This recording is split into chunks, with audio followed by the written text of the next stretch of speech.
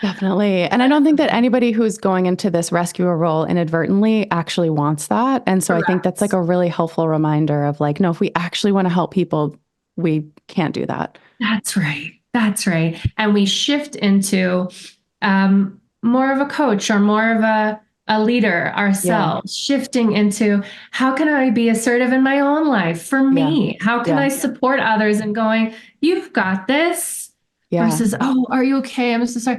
You've got this. Yeah. What are you going to do? What are you thinking of doing? It's Yeah. shifting into a totally different vibe with ourselves. Totally. Well, hey there, it's Liz Rohr from Real World NP, and you are watching the Real World NP YouTube channel. We make weekly episodes to help save you time, frustration, and help you take the best care of your patients. In this episode, I have a guest. Her name is Brooke Nielsen. So we are going to be talking, I'm going to read her bio in a second, but what we're talking about on this episode is this concept called drama triangle. And that might sound like, what does that have to do with me? Why are we talking about this on the Nurse Practitioner Continuing Education podcast / YouTube episode? I just have to tell you, this was so revolutionary for me in terms of understanding how I show up in my role as a nurse practitioner, especially in the, both in my personal life, but especially in the workplace setting. I think that what I've noticed over the years with real world NP is that there's a lot of dysfunction when it comes to clinic settings. And when we can recognize some of the pieces of how it's working, it can help us show up better as the clinician, as the leader that we are. So at the beginning of this episode, I kind of lay some context about why this is important. And we start getting into what that concept means.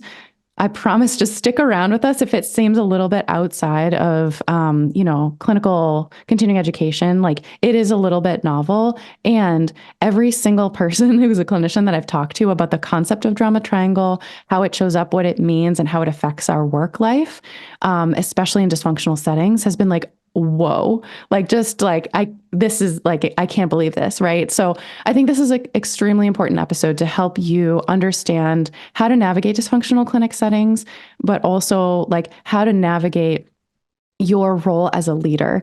And I actually give a little bit of it's not really embarrassing stories, but it's something I'm not like super thrilled about in terms of like mistakes that I've made as a nurse practitioner as a brand new grad. So if you are nosy like I am and want to hear a little bit about that story, I share that as one of the contexts of how drama triangle shows up and how I was participating in the drama triangle and how it led to some not great stuff. So Brooke Nielsen she's a licensed therapist, coach, writer, pronouns are she, her, excuse me, and speaker who lives near the mountains of Boulder, Colorado. She's the founder of the Therapeutic Center for Highly Sensitive People, as well as Intuitive Warrior, which is a coaching company for sensitive creatives, entrepreneurs, and helpers. She has advanced training in trauma therapy, relationships, and sensitivity. Brooke has spent almost 2 decades helping thousands of finely tuned people find freedom from anxiety and build trust with their sensitive selves. So she is a therapist and coach specifically working with empaths, empathic people, and highly sensitive people, which I identify as. We can talk about more about that and have her back if you want to hear more about what a highly sensitive person is. But yeah, I hope that you enjoy this episode. Just give it a listen, throw in your headphones or put it on in the car when you're on your way to a clinic. And I think you're really going to appreciate it. Cool. This is so fun. I'm so excited. I say that about every podcast episode and YouTube episode, but I really am. So we're going to talk about drama triangles, but I'm going to lay some context for people. So the goal, and I'm just going to read some stuff that I shared with you. So the goal of Real World NP, we really want to support the transition to practice for new grads, because when you leave grad school, they feel really overwhelmed, unprepared, they don't feel competent, but we're here to really support them over the transition over the next 3 years, which is about the time it takes for them to feel competent in like clinical practice.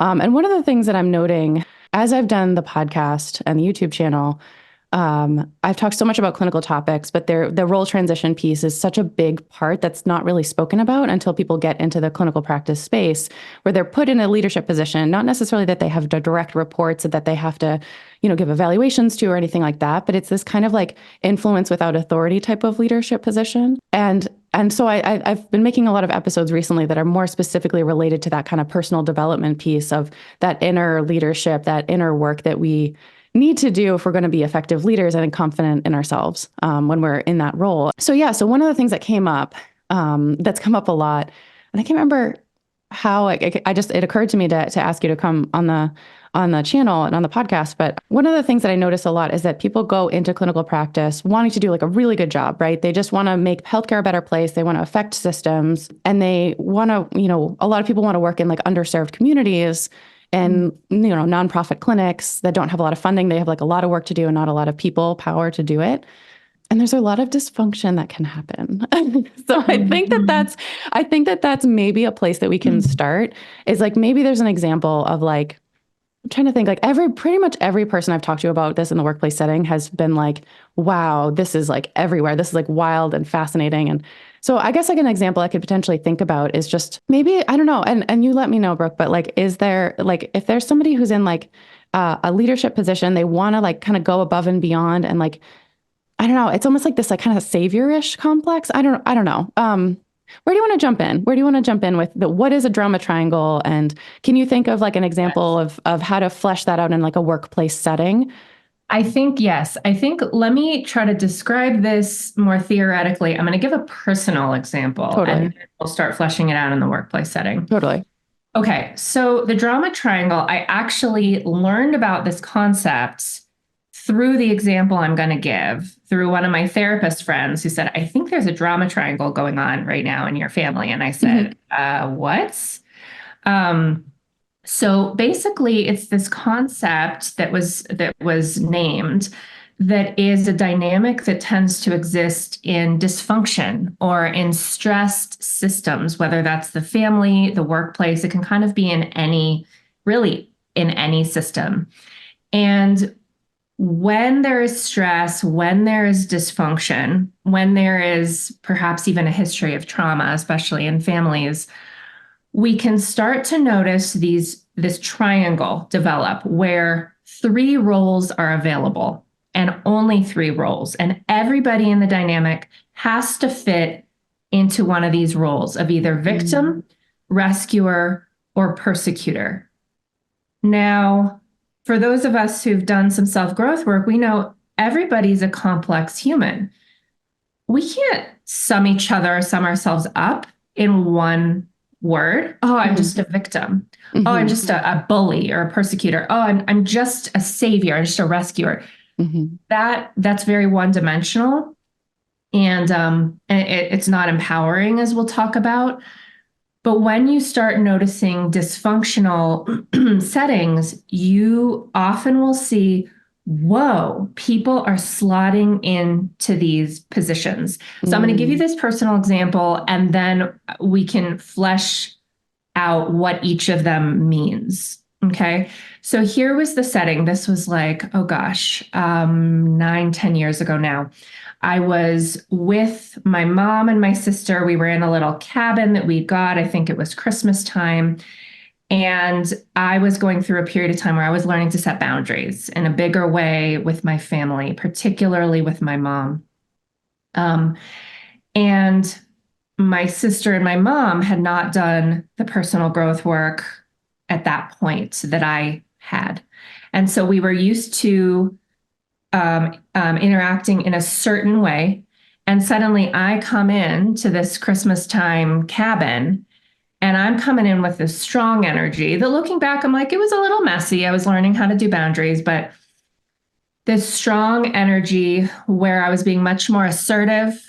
I was expressing anger more freely to my mom, some about the present and some about the past.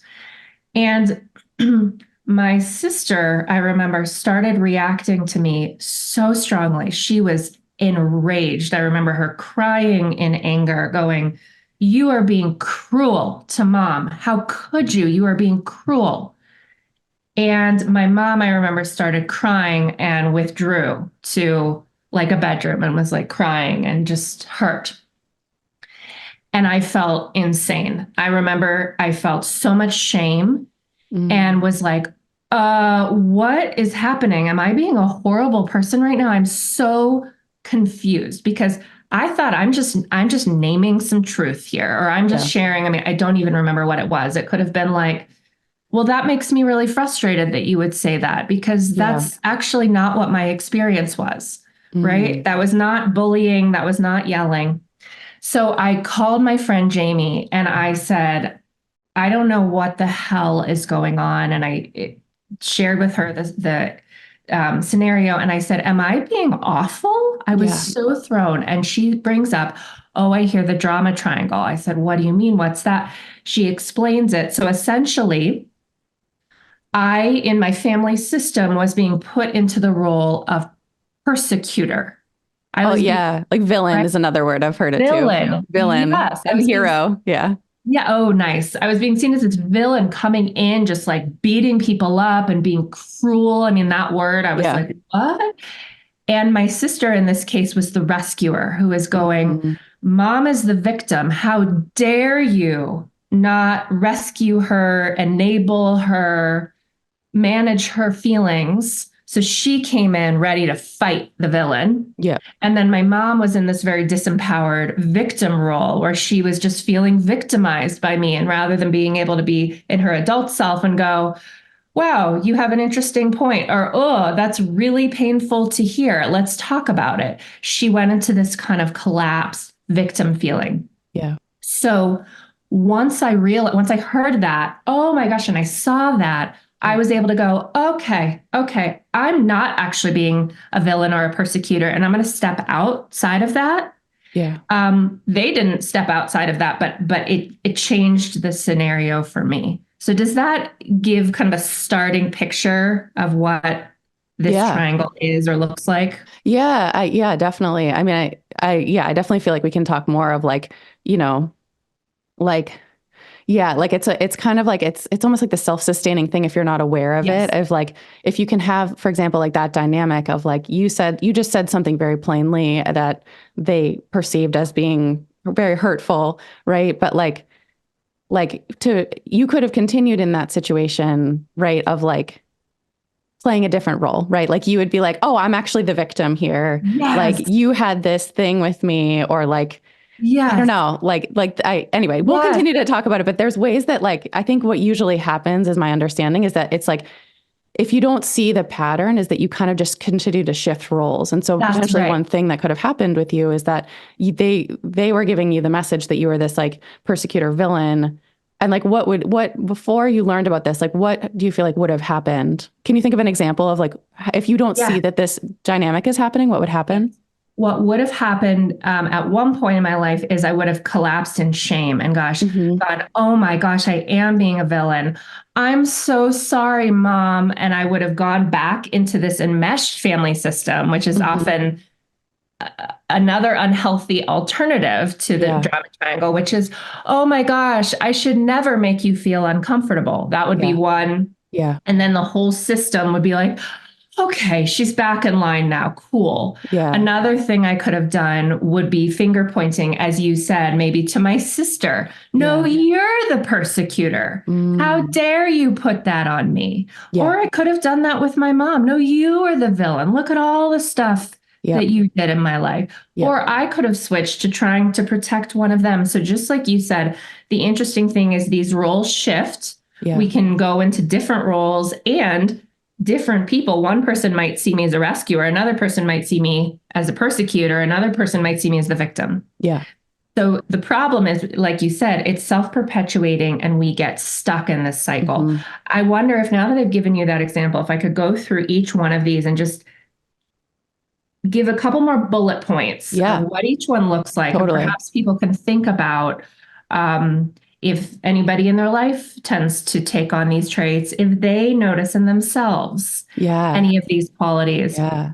I And think I think that would be really helpful because I think that just to like lay some planks for people because like we're both doing the like how this shows up in an individual interpersonal level, but also how it shows up in like we'll pull it back to the nurse practitioner context of like being in a workplace setting, for example. But yes, yeah, I think I think it's yeah, really helpful to see like just starting to tune in for someone who's watching or listening is just starting to tune in of like, do you ever see this in yourself? Do you see this in your family life? Do you see this in your clinic setting? Especially because there are so many people who are really well intentioned, but yes. maybe showing up in a rescuer position. Like, I think that's like, a real hook, I think sometimes that I've noticed in terms of Yes. perpetuating this. But yeah, go ahead. I same in my field, therapists, coaches, healthcare. It's like we're all vulnerable to stepping into a rescuer role. Yes. I think the reason why it'll be helpful for people to think about these roles in terms of their family and their individual life is we're more susceptible to stepping into this in the workplace Yes. if we've had experience with yeah. it earlier in life. Oh, yeah. Right. So if I was in that place in my family where I would have gone, oh my God, it's all my fault, I would be more vulnerable then to doing that. And the same thing in the workplace, right? Definitely. Definitely. Okay. So the victim, let's talk about what that is. And this could be personal and professional life. People in this role, they feel helpless, they feel oppressed, they feel victimized. Often they feel innocent in the situation. And not to say they're not, but that is a feeling of like, I'm just sitting here and I'm being victimized. And I need somebody to save me is another important thing, because we can experience really awful things in our life, and that's just the truth. But there's the piece of the victim is I am powerless and there is nothing I can do about it. Yeah. And I need somebody outside of me to help me, almost like a child, right? Yeah. Where is mom and dad? I need mom and dad to help me because I'm a powerless child. Okay. Then going on to the persecutor, the people in this role often have a critical blaming stance. It is a finger pointing, a you. It can be bullying. It can be aggressive or oppressive. This person is often seen as the bad guy and hurting others. Now, in my example, you can see sometimes in my family example, sometimes the person who's actually the most assertive as we get healthier can be seen as a persecutor. Other times it's a person who's actually behaving badly and really throwing their feelings onto somebody else or bullying, misbehaving. Yeah, so that's a little bit nuanced, and I'm glad you brought up that example, because there's actual situations where people are being victimized. There are actual situations where people are hurting each other. But then the nuance of what we're talking about is like this kind of belief system of like, you know, like you could just be very plain and assert, like talking, for example, just again tying it back to like nurse practitioner stuff. If you're just like, hey, this person's on my schedule and this shouldn't be there. That's just being plain and talking plainly, but somebody could receive it as like, wow, like she's just like really being aggressive or something like that. That's right. That's right. There's perception here. I just had like 5 thoughts come in. Can you say again thing you said like 2 sentences ago? Do you remember what you were saying just a little bit ago? There's something I wanted to comment on. Like the example of like, there are people who are actually being like, you can be in a situation of actually victimization. Yeah. Go ahead. That's what I wanted to speak to. Yeah. I think that's really important. There are places where we have been victimized. I think most commonly though, it's when we're children. So the thing is, if we look in family dynamics, often there are victims in a dysfunctional or abusive setting. The victims are children. Because they were powerless. They couldn't say no. They couldn't get in their car and drive away and say, I'm done with this. So oftentimes how this dynamic is formed is that people have the victim dynamic is formed is that we may have an experience of being victimized. And maybe we haven't gotten to do some healing work around that. So there's a part of us that's like, I'm still powerless. Now, are there settings in the world where adults are still being victimized? Yes. Totally. And for most of us, we are not powerless now as adults.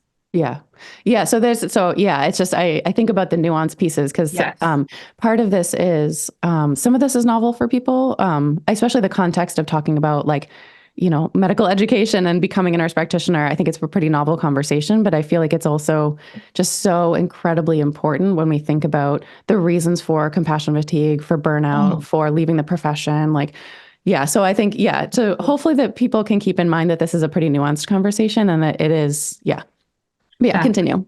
That's right. This is really complex. I'm so glad you brought that up. And something I was going to say later that I'll say now is oftentimes we have to unpack this in therapy. Because it's nuanced, it's complex. Oftentimes it runs really deep. speaking of compassion fatigue, burnout, I do think that often goes with those of us who tend to step into the rescuer role, Hmm. Hmm. right? And Yeah. so people in this role tend to feel like they need to fix or save Yeah. a perceived victim. Yeah. And many times it may be someone who in their family growing up, they saw somebody mistreated and they felt somehow in the role of being like the together one, the one that could speak up for the person being Yeah. victimized. Yeah. They often, as you said earlier, do this with good intentions. But unfortunately, by treating somebody like a victim, we can often perpetuate this sense of helplessness. Yeah. You're right. You are powerless. You need me Hmm. to come in and save you. However, in this culture and our quite dysfunctional, at least speaking of American culture, we tend to see the rescuer as the good guy. Rescuers are often esteemed. Yeah. And I think in healthcare, Yes. people who can be selfless, who can be like, don't worry about my needs, I'm going to show up here. It really is a beautiful thing, right? Because we get to Yeah. serve. Yeah. And yet, when we and our own needs and our humanity goes out the window, I mean, of Yeah. course, we're going to burn out. Yeah. Yeah. And I just wanted to highlight too what you said about I think a big piece of this comes down to agency. Maybe that's part of the nuance is that when we come in as somebody who's like a rescuer, who's like trying to help somebody who's oppressed or victimized, it's like everybody has agency, right? There are, again, nuanced situations, right, where there is not agency. But what we're talking about is largely this applies, and we'll zoom it back out later on, but like largely this applies to a situation of like just remembering that we have agency, our coworkers have agency, our family members have agency, right? And like That's right. when you're coming in to rescue somebody, it's assuming that they don't have what it takes to take care of themselves. And again, nuance, some people don't, but what we're talking about is really adults that do.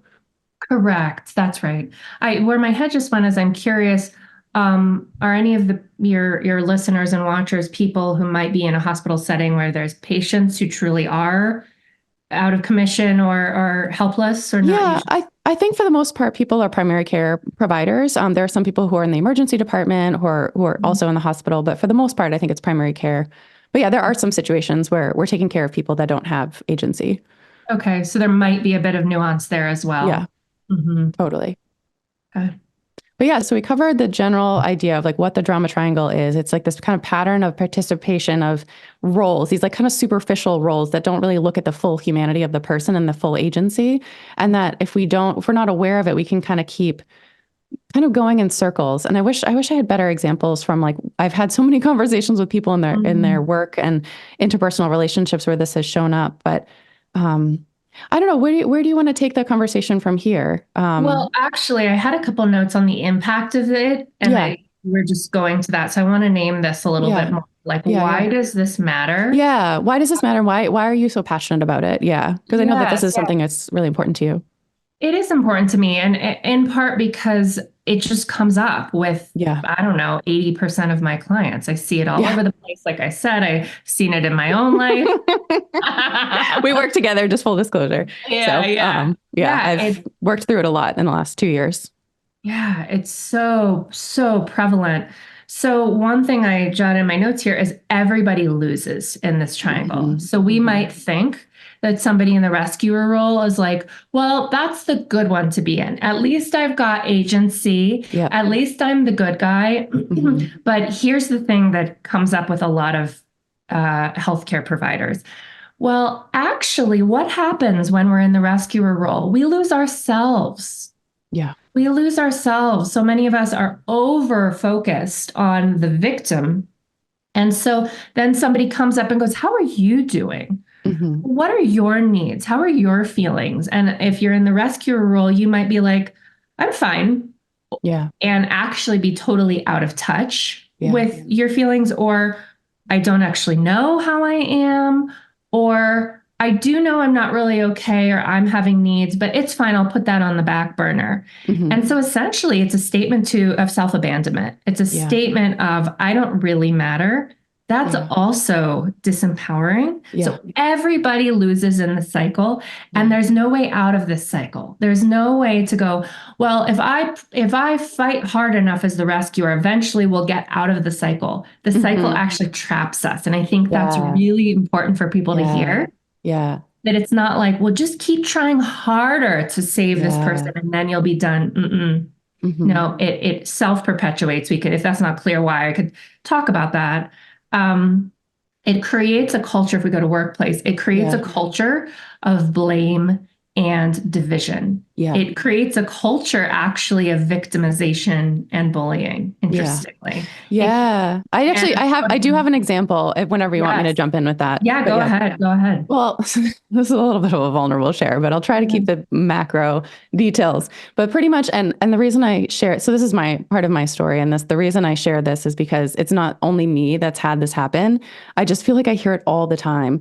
And so pretty much I went into this clinic setting when I was a brand new nurse practitioner, and there was a lot of dysfunction. There was like too much work to do, not enough people to do it.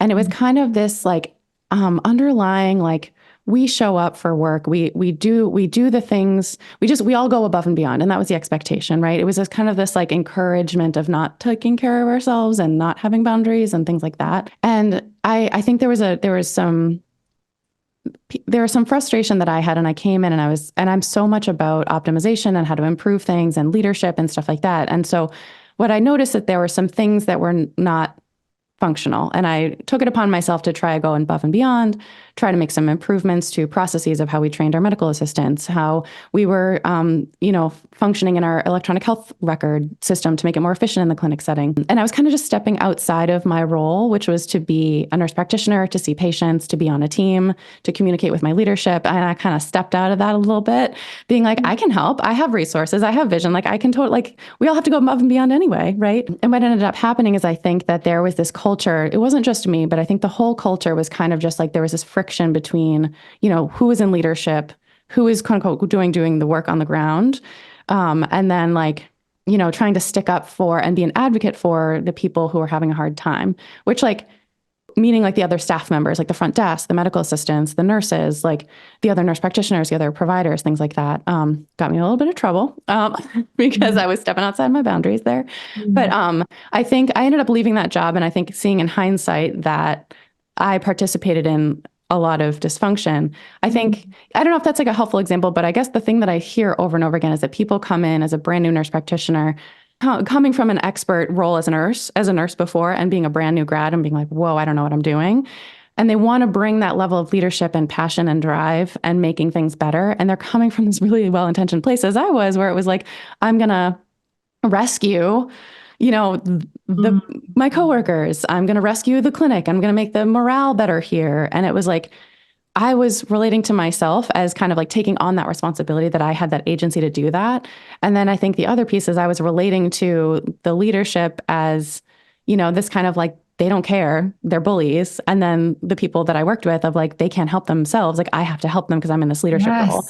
And even it was so messy. And this is very like, oh, but a lot of people share the same thing. And I'm like, whoa, you have to cool it. Like, yes. Yeah. I think it's the most natural thing, actually. This happens all over the place. And what I'm hearing, interestingly, is not only you were coming in with some rescuer energy, not only were you seeing your coworkers as a bit of victims, the clinic as the victim. And I think that's fascinating that we can see whatever we want to call that, an organization. Like the clinic is failing because we don't because of all of these things that need to be supported. Clinic. Yeah. And I think, so in a way, it's like, who's running the clinic? Well, these people in charge, so then they become the persecutor. Yeah. And you're having to rescue the clinic. Yeah. And I think that what ended up happening with the quote unquote trouble, I don't want to get into the details, but I think that I was being seen as a persecutor because I was stirring things up. And so I think that's what I was the bully and like the troublemaker, Let's point that out. So you came in with some rescuer energy, not to say there wasn't already drama triangle going on. My guess 100%. Oh, there totally was 100%. But you came in with the rescuer energy, saw the clinic or coworkers a bit in the victim role, and which naturally made the leadership the persecutors. Yeah. So then their drama triangle kicks in and they go, how dare you make me seem like a persecutor? You're the persecutor. Mm-hmm. Yeah. Right? So it got flipped around. Now, I also want to name like other pieces that sometimes we come in, you probably came in with natural gifts, as you were saying, like leadership or a vision. I mean, knowing you, I know you have got a lot of vision.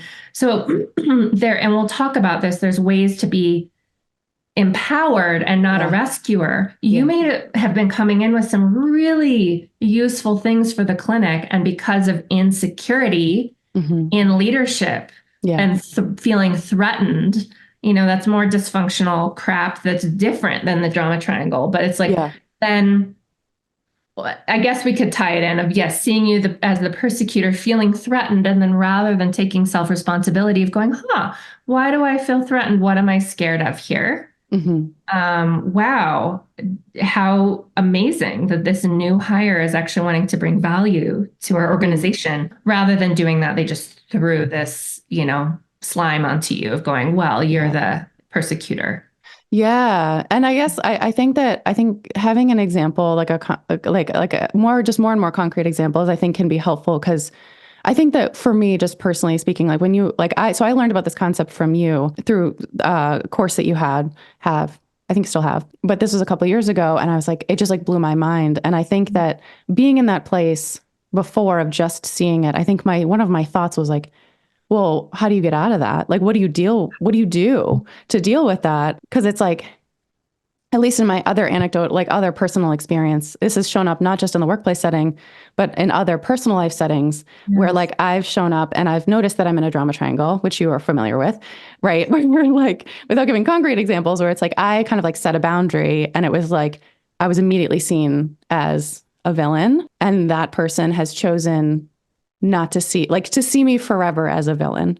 And I felt like I had a lost relationship because this person was still so bought into the victim villain victim villain hero situation.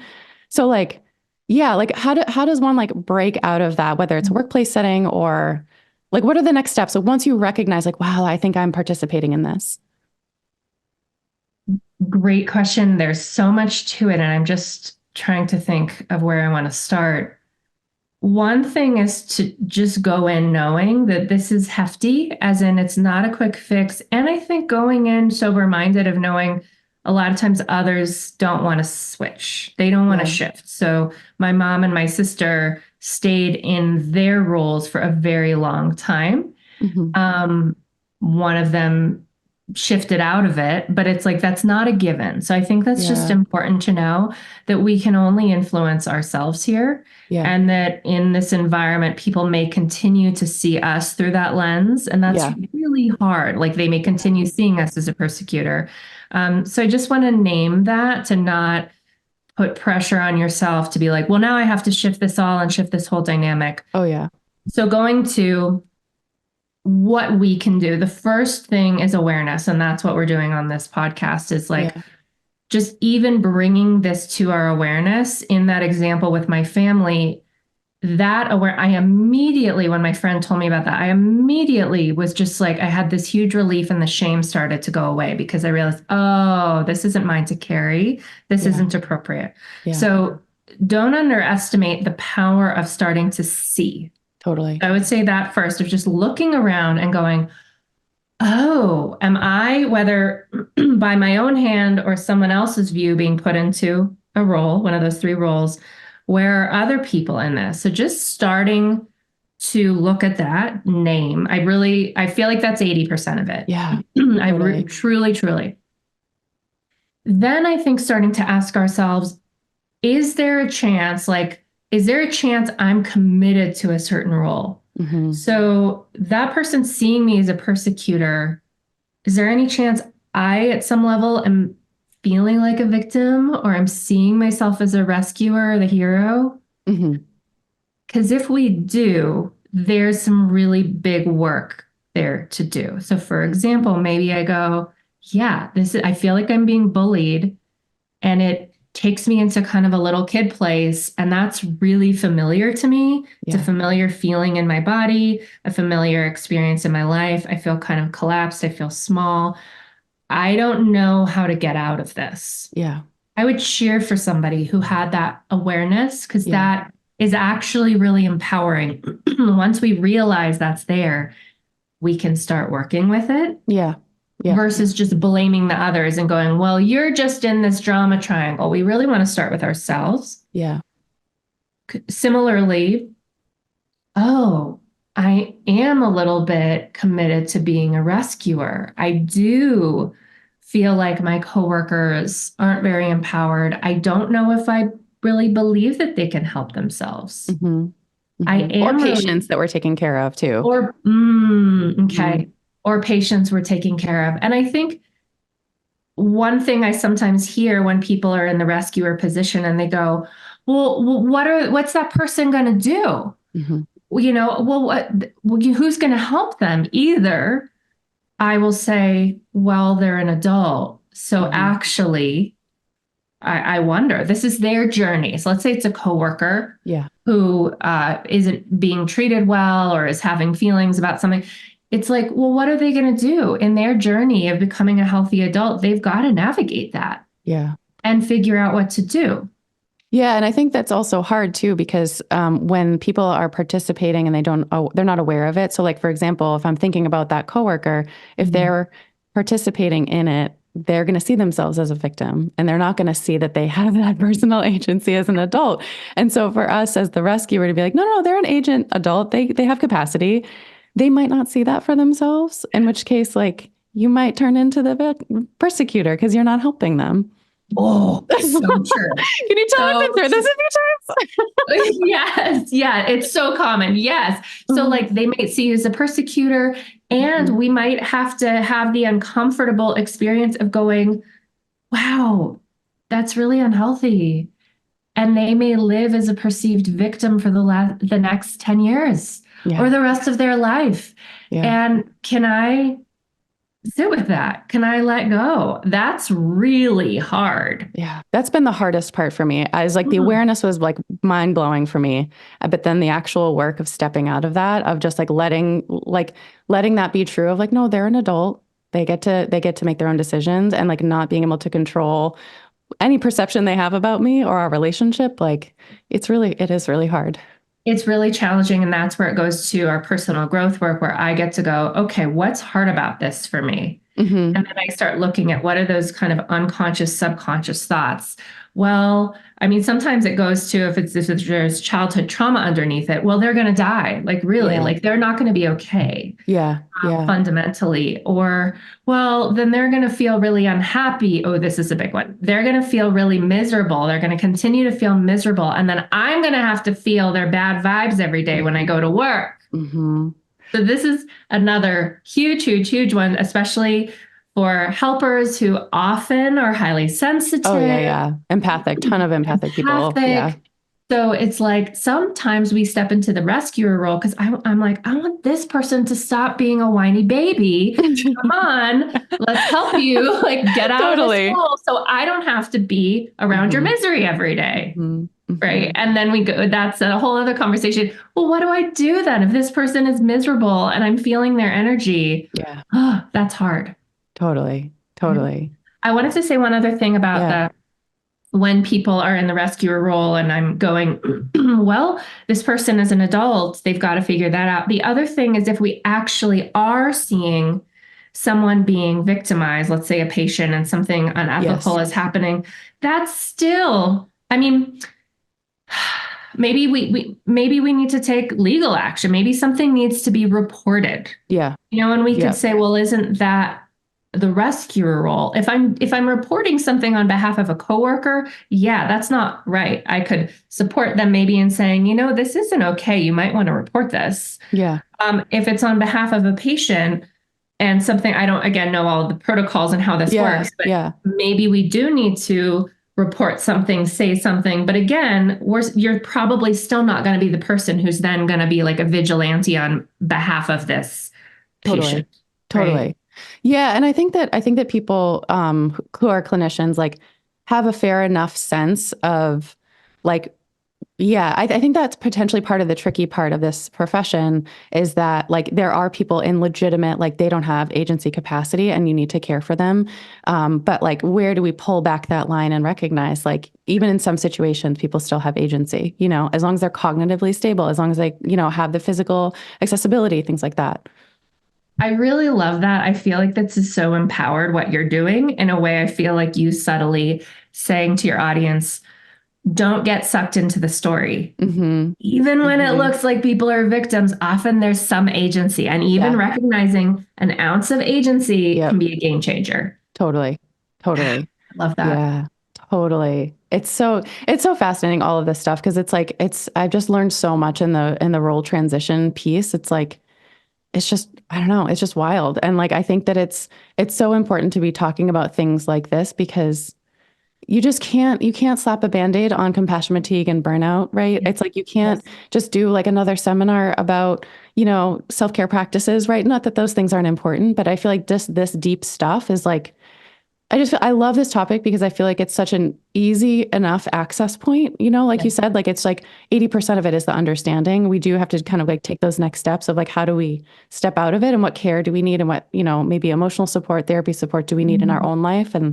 But I think that just sharing with some of my friends in my personal life that are clinicians, they were just like mind blown. And I think that it's really helped them just to recognize that piece of like, oh no, they're adults. They're adults, you know? Would you say, in your experience, most people in your profession tend to fall into the rescuer hero role, or do you see them kind of flipping through all of them? I think there's a flipping through all of them. I think that people tend to hang out in either rescuer or victim. And then there's a lot of self-righteousness about who is the villain. Right, Yeah. right. But there's also people who are very much like, I have some experiences of previous, you know, workplace settings where in my career so far, where there's somebody who's, you know, deemed me as a villain. And I forever am going to be a villain. Like 10 years later, connecting with somebody or like hearing about a situation from a former workplace setting, and the way that like it's like, okay. Okay. So they're still holding a grudge against me 10 years later. That's okay. You know, because I feel much better about it, because it's like, it felt so bad at the time, you know, but at the same time, it's like, I can see it for what it is, and I take it a lot less personally. It's like, Yes. oh no, I actually was just being an advocate, like a genuine advocate in that moment. And you saw me as a troublemaker, and like, you're Yes. just going to hold it against me. And that's okay. You're going to be spiteful. Which is Yes. because you're in healthcare, but people do things, you know? No, I know. That's so big what you just said of the like, just even a little shift of this isn't personal can be so helpful. And also naming it's hard. I am not immune to hating it when I'm seen as the villain. I hate it. And I have to do so much work to go, I can allow it. I can tolerate that without needing to get involved and change that perception. Totally. Do you think it might be helpful to speak briefly about, okay, once we're aware, ooh, there's a drama triangle here. Am I committed to a certain position? If I realize I'm in a certain position, would it be helpful to talk about with each one how to get out of it? Yes, definitely. Okay. So, and I actually think a precursor question is, would I like to get out of this role? Again, something that sounds funny. But it's important to be honest. I think that's the subtle question that people like, I wouldn't ask myself, right? Like before we started talking about this type of stuff. Yeah. Like it's comfortable. It's totally cozy and comfortable because it's based on a lot of historical stuff probably. And you're comfortable in that role. That's right. There's this concept in psychology called secondary gain. Yes. You've heard what are you getting this? out of it? Well, and another terminology, but like, what are you getting out of it? Basically, What are you getting it's out getting of you it? something. Yeah. Yes. It's the idea that none of us do anything without reason. Yes. And it can be kind of shocking. Why in the world would I want to feel like a victim? Well, actually, you tell me, honestly. Let's think about that. What would happen if you stepped out of the victim role? What might you be scared of? So that's a thing for, I think, journaling is really great here. Just asking yourself that question. What would happen? What am I scared of? Yeah. Would happen if I stepped out of this role? So that honestly could be a whole thing, right? That could be a year of exploration. Yeah. And we'll talk a little bit about why, but let's just say you have the answer of yes, I want to get out of it. I can see that this is not helping and this is hurting. That's ideally where we need to get to. Yeah. Or the gains are smaller than the reward. Yep. Definitely. So if you recognize you've got a little bit of a victim place in yourself, first you want to notice, where do you feel powerless? In what way are you feeling powerless? That's your clue. That's actually what's holding it all together. Oh, I'm feeling powerless because I feel like I don't have a voice. Yeah. Okay. And maybe there really is a leadership dynamic and there is a power dynamic. And still, how is this relevant? Where in my life have I ever had an authority figure before? Yeah. Outside of work where I haven't felt like I had a voice. Mm-hmm. Oh, Mm-hmm. yeah. My dad used to make me feel like I was silenced. Yeah. Okay. Like you said, how is this comfortable? How is this familiar? And even recognizing, even starting to think, do I have a right to say no? Do I theoretically think I deserve a voice? Yeah. If someone else was in my position, would I tell them that they were powerless? So it's starting to build that personal agency, that personal self-efficacy to go, what if I do have some power? Yeah. And even if I can point to 5 places I don't have power, what if there is something that I can do? Yeah. So it's just starting there. Yeah. Does that make sense? Definitely. Starting there. Because I think there's like just to highlight, I think there are a lot of places, especially in like the work of primary care, especially like a lot of newer people encounter is just like there are limitations on, time and the workload. Like there's that, like again, tying back into burnout, there's this expectation of the amount of work that you can get done in a short amount of time. And so there are definitely pieces that feel out of our control. And there are. That can't be, but there's a reality. And that perhaps, were you going to say something? I want you to finish your thought. Well, just paying attention to like, what is because I think we get so sucked into that paradigm of like, oh my gosh, I have so many papers in my inbox that I need to review and sign. But it's like taking yourself almost like out of the context of the paperwork. And it's like, let's think about just generally speaking, what are our agency choices in life, right? Like, and not getting into the details, right? That's right. Because really, this is a perspective thing. Yes. That's right. So, okay, where do in my life I have some agency? Am I taking good care of myself? Is this overwhelm causing me to throw away all the good self-care practices? Am I getting some movement in? Am I drinking enough water? Am I allowing myself to have meals? Stuff like that. Yeah. Or how can I improve that right there can make me not feel like a victim. Yeah. Another thing I think is a great strategy is taking to, if somebody has a boss, taking to a supervisor, a manager, a boss, and going, can you help me figure this out? Yeah. I'm feeling a dilemma. One of my favorite things is naming a dilemma. Yes. I'm feeling a dilemma. I'm committed to my role. I really want to do a great job. And I'm not able to get through all of this paperwork in one day. Can you help me brainstorm this? And I don't know, for some that might be like, that is not an option, but even bringing collaboratively and going, I'm not sure how to do this. Yeah. Allows us to be an adult who's voicing our needs and going, what can I do? Yeah, definitely. Does that make sense? Yeah, absolutely. Okay. So let's go into the persecutor. It's rare. Probably your audience is rarely overtly a persecutor. Although I thought of something overtly aggressive, overtly bullying, but I think something we need to look at is gossip. Yeah. I think gossip can be a really passive aggressive way of being a persecutor. It is damaging, and it is, taking somebody down a notch.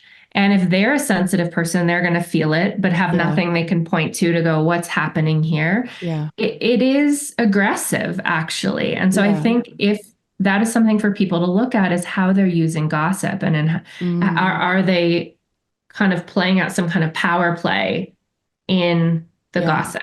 Does that make sense? And do you think that's relevant? Totally relevant. I mean, there's some bullying too. There actually is like overt bullying in some places, but I guess like I'd love to hear about the stepping out of that persecutor role, because I think that when I give the examples of being the persecutor, quote unquote, is like, I feel like I've been perceived as a persecutor, but I'm just doing an action that's actually appropriate. Yes. So I don't know if you have anything to say about the like being perceived as a persecutor versus you're actually doing things that's like bullying. Yeah, let's talk about both. So, if you are doing things that are like bullying or criticism, being critical, I think it's important for you to notice that you're doing that and say, why am I being so critical? Why am I blaming? What am I doing here? How can I look at myself? What is my role in this? Hmm. If there's no such thing as a persecutor and a victim and a rescuer, then I can't just stand on my high horse and be like, well, I'm the only one right here. What part am I playing? How can I not be critical? How can I stop gossiping? So you're noticing my energy changing here. Yeah. Yeah. We're stuck in that um, persecutor role. We need to have some tough love with ourselves and be Yeah. like, yeah, this isn't okay. This Yeah. isn't okay behavior. It's really not. Hmm. So what kind of limits am I going to set with myself so I'm not behaving in this way? Yeah. Okay. And that could look like shifting from aggressive to assertive. Maybe we're so pissed and lashing out because we're really upset about something. Well, how about instead of blaming and attacking, how can I say this in an assertive way, which is like, hey, here's what I'm seeing. I want to bring it to our attention. I want to talk about it. There's ways to name things that aren't lashing out. Yeah. Yeah. Going to the second piece of what if we're being perceived as a persecutor? This is hard, but I think to some degree we have to keep standing in our power and speaking our truth. Hmm. Regardless, we just have to, in a way, learn. It's hard to ignore it, but kind of like, well, that's your perception. I'm Yeah. still going to be assertive. Yeah. And I There's think the not thing much. Mhm. Go that ahead. reminds me of when you say that is like, I think at least for, and the reason I keep coming back to this is I think that for me, that's been a big part of the stepping out of it is that I've gone from this like either rescuer or victim in this kind of classical healthcare type of setting to like just being okay with being perceived as that because Mhm. um again, like it wasn't the things I was actually doing, but I think that that's hopefully helpful for people to hear that they may, because it's so entrenched, they may be perceived as the persecutor. And I think that like, um, yeah, I think that there's a piece, at least there was a piece for me. It never feels good, but I've gotten to a place of like, I felt so bad when I first started stepping into that. Like, I'm not being in this triangle anymore. I felt so bad that I was almost beating myself up about it. And I think that I was like, oh, I am the villain. I am the worst. Like, I did hurt them. So I think that was the piece when I first started stepping out of like, I was still participating because somebody was kind of reflecting to me that I was the persecutor or the villain. And I was like, yeah, I really am selfish. I really am the worst. Like all of these stories, right? Versus like having that growth perspective of like, oh no, like here's the reality, here are the facts. This is just a perception piece. Again, taking responsibility, not that I'm trying to shirk responsibility for actions or anything, but I think that can be a really tricky place of stepping out of it. And I think kind of like when I reached out to my friend, sometimes we need somebody outside of the environment to reflect Yes, to us. No, 100%. that's not bullying on your behalf. That's what a weird reaction that they had, Yeah. and not as somebody then stepping in as our rescuer, like, I can't Mhm. believe it. More, Totally. more like, can you give me a reality check here? Yep. Yep. It's very Yeah, sometimes because like the crazy making piece, like you were it's talking really about, is weird. like when you're in the middle of it, you're like, oh wow, like did I do something horrible, or like Yeah. they do something horrible, right? Like getting those reality checks is really helpful. That's right, stepping out of the confusion. So, lastly, going to the rescuer. This is a big one. And so I think for a lot of us, this is a lifelong one. Hmm. So, let's say I recognize this isn't helpful for me or for anybody. So, first of all, noticing who maybe triggers me into the rescuer role, who maybe is in a vibe of victimization, Yep. Who's right? committed, especially committed to their victim role. Like I think that's That's the right. stickiest part for me is that like they're really bought in that they don't have any agency, and then I get sucked right in. That's right. That's right. That's right. So noticing that that's the trigger and the like, Mhm. what is the point that I get sucked in? Is it when they start crying? Is it when they say something in a certain tone of voice? Is it when I see them looking so beaten down? What is it that sucks me in? So what's the cue? Then going back to what you and I were talking about earlier, the agency, reminding ourselves they're an adult and that they're on their own journey of self-discovery. So, and being treated as powerless or incompetent isn't actually helping them grow. No, you're depriving them the opportunity to grow. That's right. Okay. Say that again. It is like, I have to say this to myself to remind myself, but it's like we are depriving them of their opportunity to grow and have agency. And even though they may not want that opportunity, they might think that that's a terrible idea. Like, we don't get to choose that. They're their own people. Choose that. And if we're stepping into the rescuer role, it could even prevent them from ever getting to that point of going, I'm going to choose agency. Yeah. Yeah. And we don't get to control that either, right? That's like I still say, we don't get to control if they ever choose that. But correct. Like, those are just boundaries. Those are just individual boundaries. That's right. Well, sorry, I'm so excited. No, go ahead. Jump in. Yeah. What we get to decide is, do I want to be complicit or not in blocking their journey? I may not be blocking it because, like you said, they may never choose to do anything else. Yeah. But do I want to be potentially complicit in actually their lack of growth, which is quite confronting? Definitely. And I don't think that anybody who's going into this rescuer role inadvertently actually wants that. And so I think that's like a really helpful reminder of like, no, if we actually want to help people, we can't do that. That's right. That's right. And we shift into more of a coach or more of a leader ourselves, shifting into how can I be assertive in my own life for me? How can I support others and going, you've got this versus, oh, are you okay? I'm so sorry. You've got this. Yeah. What are you going to do? What are you thinking of doing? It's shifting into a totally different vibe with ourselves. Totally. And I think that like, at least some reassurance for me is that like, when I can focus on myself, I can be a model for people. I don't have control over whether or not they see it that way, but I think that it does have an impact on people, especially if we're talking about whether it's your workplace setting or an like interpersonal, family thing. The way we show up impacts the way that other people show up. And maybe they will get curious about how things have shifted and wanting to, like we don't know what's going to happen, but it can have a really positive impact. I'm actually going to be doing an interview with somebody about people pleasing and boundaries. Do you know Haley Page McGee by any chance? She's amazing. Anyway, okay. She's amazing. But what we were talking about, we haven't had the conversation yet, but I think this applies here too, is that so often I think we see the negatives versus can we see the positives in here of like, no, like what are all the ways that this actually can help people? Even if we don't control it, like we can still potentially help people just by the showing up. It's kind of that saying, like, be the change you want to see in the world. Just be that change, and you don't know who will be touched by that. Totally.